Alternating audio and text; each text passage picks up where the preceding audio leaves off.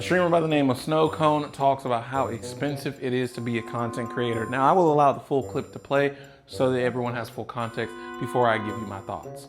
Y'all know how expensive it is to keep up with content creation? You can get a 10K check from Twitch.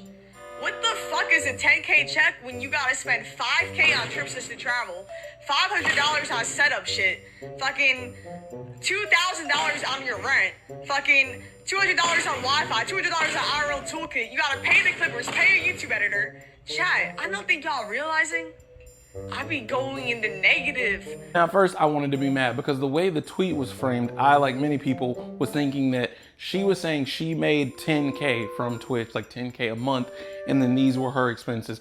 It sounded like she was more rattling off a hypothetical scenario, and a 10K check could be nothing. I'm not sure if Snowwcone does this full time. And if they do, 5K on travel, if you're trying to be an IRL streamer, I totally get that. But if you're getting a 10K check from Twitch, the first thing that you should be doing if you're a full-time streamer is putting aside whatever percentage for taxes. You shouldn't even be going to what that is expensing to. And that all comes down to poor money management. That comes down to poor money management in my personal opinion, because a 10K check can be nothing. It doesn't have to be nothing. And I think that that is inherently the main problem that I have with this narrative. That was basically said in Snowwcone's video.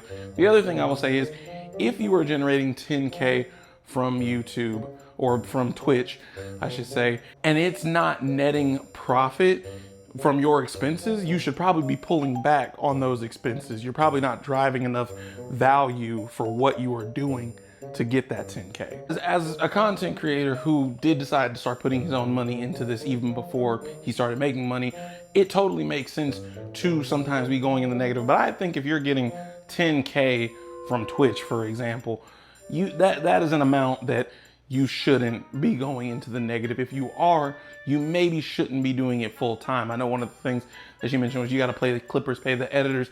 There's a lot of tools to where you don't have to do that. Also, if you're full time, if you're streaming 10, 12, 14 hours, maybe stream 2, 3, 4 hours less and spend that time editing some of your own content so that you don't have to pay someone. Or if you still just don't want to have that skill set, pay for a service who will do an okay enough job. I get if you want more personalized things where you can get drafts and you can see what it's like, but maybe you're just not at that level yet. And that's perfectly okay. I don't think Snowwcone's ever gonna see this, but listen, if that is for real, like 5K on travel, you just maybe need to rethink your IRL strategy, because if you're not bringing in enough to justify that, that is a accountability issue.